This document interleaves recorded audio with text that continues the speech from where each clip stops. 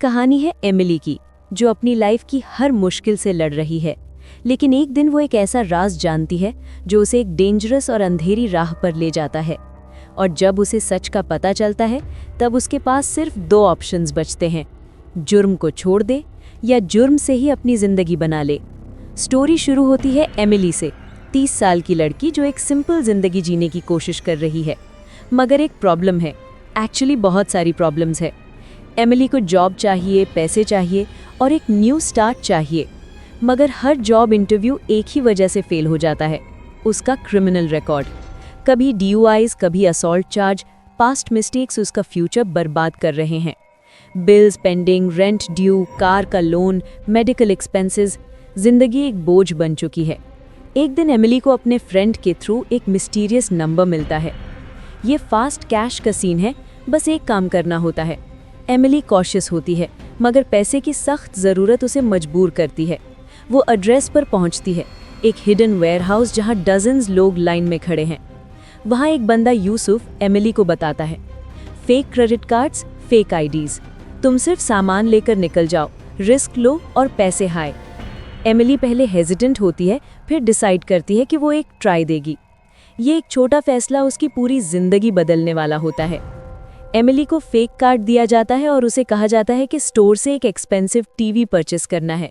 वो नर्वस होती है, हार्ट फास्ट बीट करता है, लेकिन सरप्राइजिंगली काम स्मूथ हो जाता है। उसे $200 कैश रियल टाइम मिल जाता है।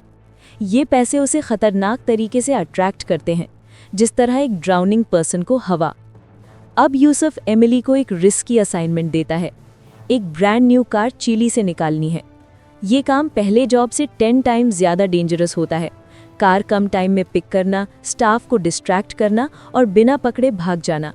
एमिली ऑलमोस्ट पकड़ी जाती है, गार्ड उसे स्टॉप करता है, मगर एमिली अपनी गट फीलिंग से कार स्टार्ट करती है और फुल स्पीड भाग जाती है।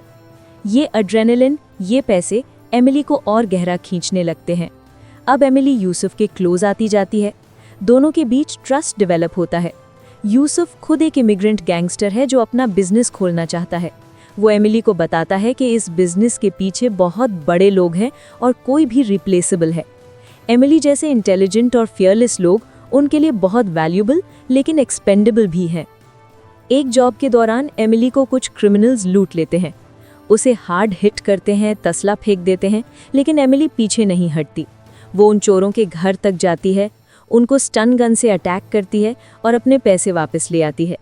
ये मोमेंट शो करता है Emily no longer playing safe crime, now she is becoming dangerous. Yusuf का बिजनेस पार्टनर खलील यूसुफ को धोखा देता है।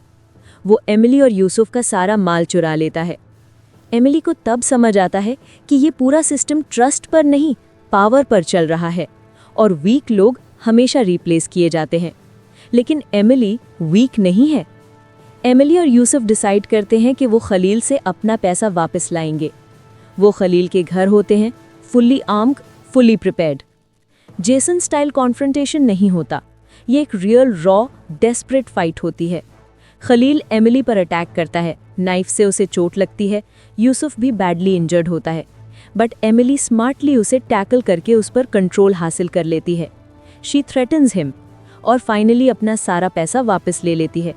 लेकिन यूसुफ बैडली वुंडेड होता है, पुलिस आ सकती है और पूरा सिस्टम उनके पीछे पड़ सकता है। एमिली के पास अब कोई चॉइस नहीं बची, वो अमेरिका छोड़ देती है।